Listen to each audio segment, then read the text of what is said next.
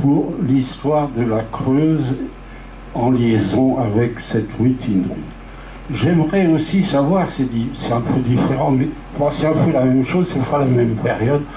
Certains disent, ici, j'ai entendu dire que des soldats de la division d'Als Reich qui remontaient du sud-ouest pour combattre les anglo-américains qui avaient débarqué en Normandie, certains soldats qui n'étaient pas russes, qui étaient des prisonniers d'Europe centrale, raflés et enrôlés de force dans les forces allemandes, s'étaient eux aussi dispersés dans la campagne creusoise lorsque la division remontait après avoir effectué un massacre à Tulle et avant d'avoir effectué l'affaire d'Oradour sur Glane.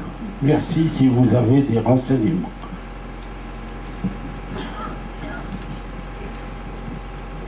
Je crains qu'on n'ait pas de précision et de renseignements très précis à vous apporter sur des soldats qui auraient pu, pendant la mutinerie ou pendant la répression de la mutinerie, s'échapper et éventuellement faire souche en Creuse.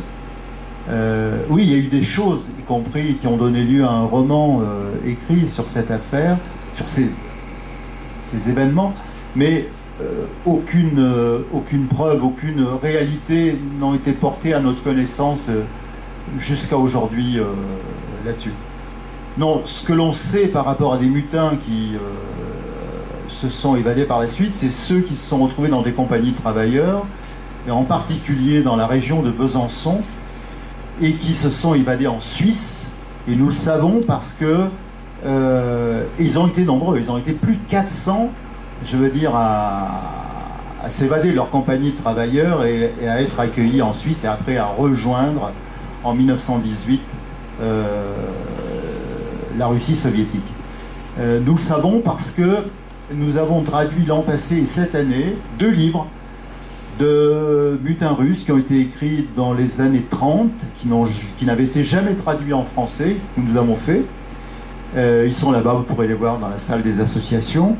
C'est Mémoires de guerre de Lisovenko et Vendus contre des obus de Kozlov. Et eux étaient dans la même compagnie de travailleurs après la mutinerie, donc dans la région de Besançon, et ils expliquent leur évasion pour passer en Suisse et après comment ils ont été rapatriés avec une mission russe qui se rendait en Suisse. Voilà, bon, tout un épisode extrêmement intéressant et important qui a été porté à notre connaissance par eux. Et c'est eux en particulier, dans leurs écrits, qui font état, puisqu'ils étaient sur place pendant la répression de la mutinerie, du nombre de tués. Kozlov explique, alors il explique dans le détail comment s'est passée la dernière journée. Elle s'est passée au corps à corps. C'était plus des obus qui pleuvaient, qui étaient balancés sur le camp, c'est les loyalistes qui ont attaqué, je veux dire, et ça s'est passé de façon extrêmement sanglante. Il dit il y a eu 1465 tués.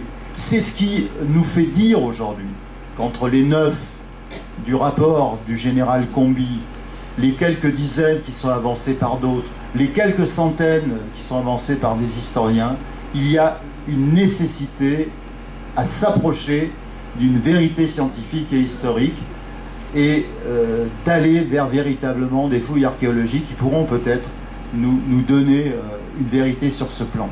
Parce que c'est pas rien. 1465, et les deux sont à peu près identiques du point de vue des chiffres entre Kozlov et Lisovenko sur cette affaire. Donc voilà, je ne peux pas répondre à votre question sur la question de la Das Reich non plus. Je n'ai jamais entendu parler que des soldats de la Das Reich, en remontant après Oradour-sur-Glane, auraient perdu des hommes et des unités qui seraient enfuis et qui seraient devenus voilà, déserteurs en Creuse. Ça, je n'ai jamais entendu cette... mais peut-être d'autres personnes auront des explications là-dessus. S'il y a encore une question, je peux en prendre une, sinon on va passer aux chansons. Non, pas de question.